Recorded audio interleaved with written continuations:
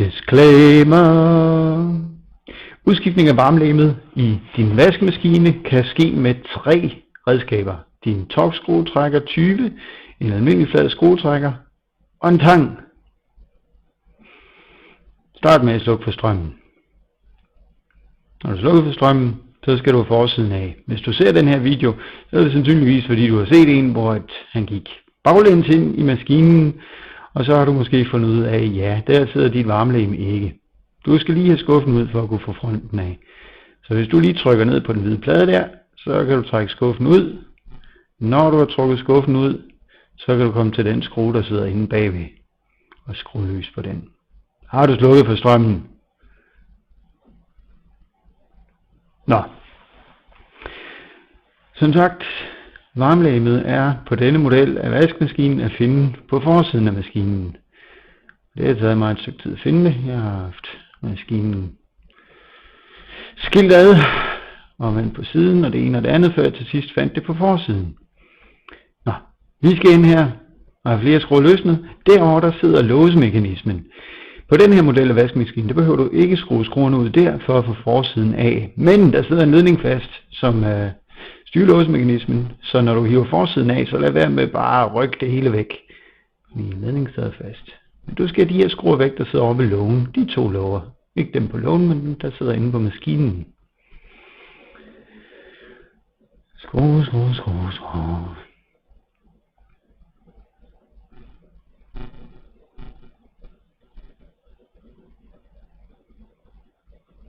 Godt. Og se, den faldt ikke af. Det kan være, at din gør det, hvis du har et andet mærke. Men den her, der er den ligesom hægtet på, og så skal du ligesom løfte op i den. Hvis din låge den er faldet af og gået et stykke nu, så har du en anden slags vaskemaskine, end jeg har. Men læg den forsigtigt til side, og så kan vi fortsætte med at tage ting af. Der sidder stadigvæk 2 skruer, som vi skal til, og for at komme til dem, så skal du lige have fjernet det nederste panel her. Det sidder fast med en enkelt skrue og nogle plastikdividutter. Jeg er kommet til at knække mine, da jeg lavede det her, men man kan sagtens sætte dem på igen, uden at der er nogen, der opdager det. Tag og fjern det helt, så sæt lige slangen ud igennem og læg den der væk, så har du mere plads. Som sagt, 2 skruer for neden. Dem finder du nok. De sidder hver sit hjørne. Tag og læg dine skruer et sted, hvor du kan finde dem igen.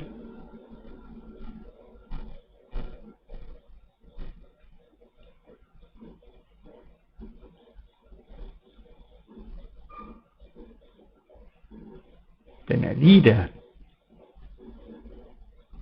Godt. Og væk med skruerne.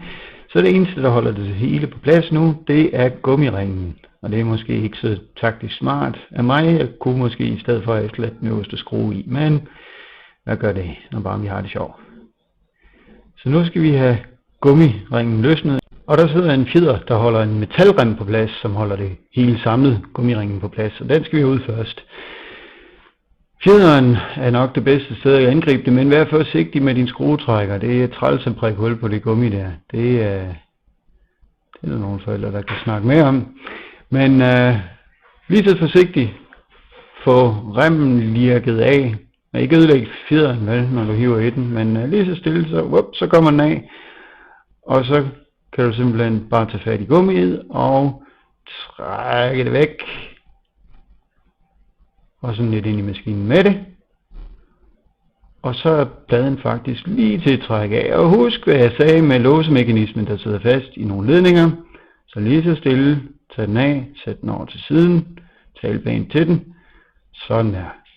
Og så kan du se det, du kommer efter. Dit varmelegeme. Har du slukket for strømmen? Nå.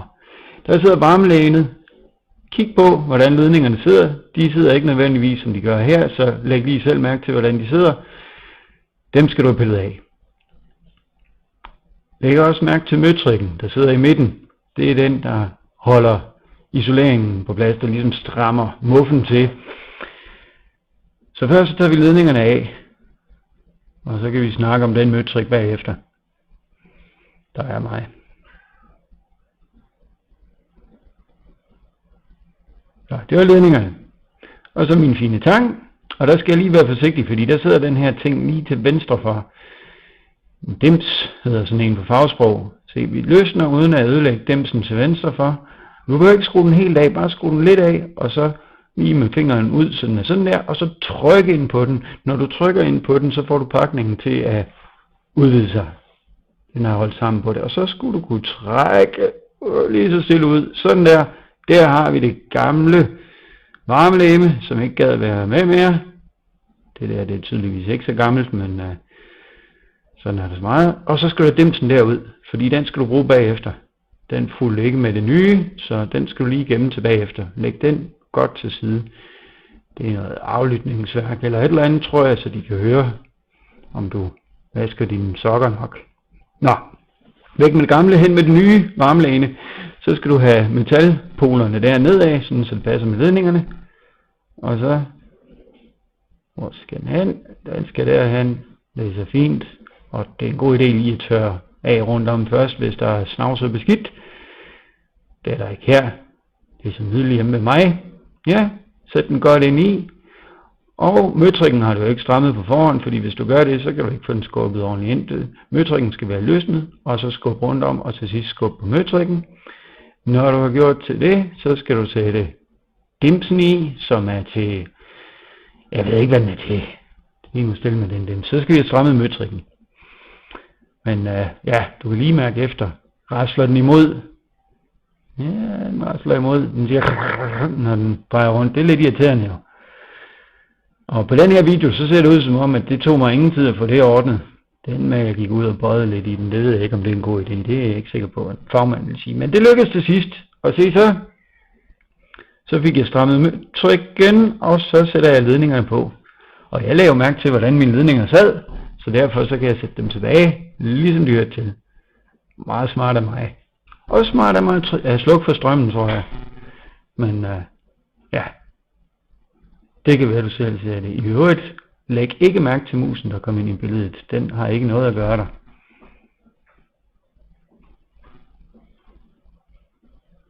Og så skal vi bare sætte tingene på igen.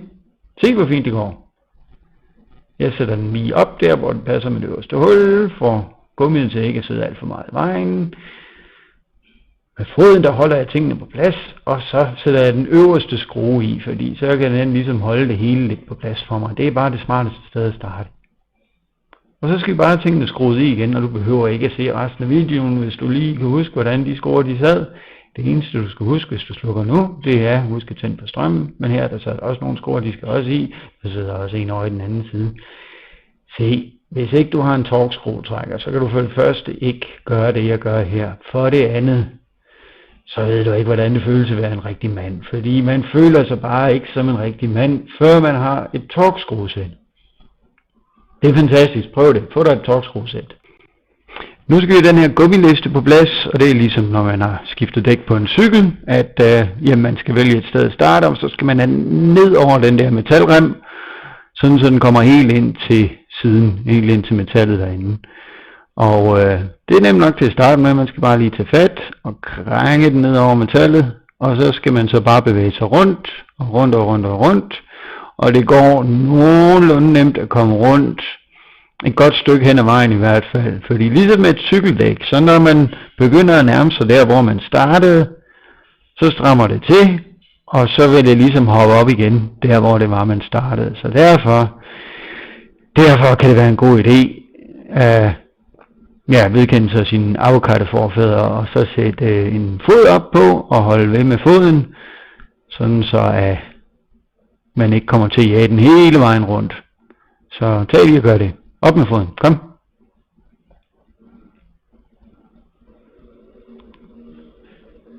Læg mærke til de fine hullede strømper. Det er ikke et must, men det er sikkert meget godt til at aflede statisk elektricitet eller noget. Når det så er klaret, så skal vi have metalremmen på. Den er også træls. Men der er en rille ned i gummiet, hvor den hører hjemme, og hvis du nu sørger for at sætte fjederen på den, lidt nedad der, hvor lågen er bare ikke, se, gummiet, du skal lige være sikker på, at det er helt inde med metalkanten. Hvis ikke det er det, så sidder det ikke rigtigt, og så kommer det ikke til at sidde rigtigt, og så får du ballade. Nå, så i fjederen, ikke også, den skulle sidde derovre, hvor lågen skal sidde fast, men ikke helt indtil, fordi den skal heller ikke sidde i vejen, men hvis nu du sætter den sådan, den sidder derovre, sådan, så du kunne fat i den næste gang, du skal rode med den, eller næste gang, du har lyst til at vise folk, hvor skrab du er blevet til at skifte varmelægen på din vaskemaskine, så sørg for, at den sidder derovre. Og det er nemmest, hvis du sådan ligesom kan slutte af med den. Så træk hele vejen rundt, og vupti, så kommer den på plads, og så sidder det så fint.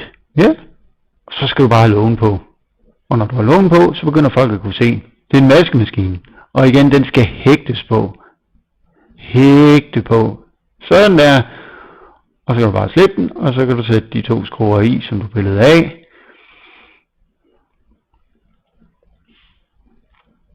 Det der med torkskruer, jeg kan huske, da jeg var barn, der fik jeg at vide, jamen det er sådan noget, som fabrikkerne de har lavet sådan, så folk de ikke skal have så nemt ved selv at reparere på tingene, eller gå og rode i det, eller sådan noget. Og den troede jeg egentlig også på i mange år, men jeg har bare fundet ud af, det er sgu nemmere at bruge torkskruer. Det fungerer bare nemmere, det er mere effektivt, du ødelægger dem ikke så nemt, de hopper ikke op i vindet. Nå, se, mens jeg har snakket, så kom lågen på, så nemt er det, når man har torkskruer.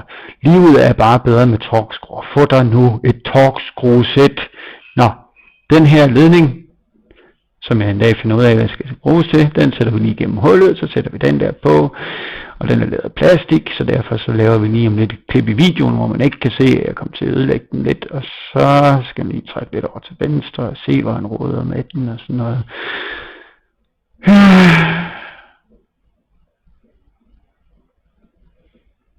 Der var også noget med en skrue.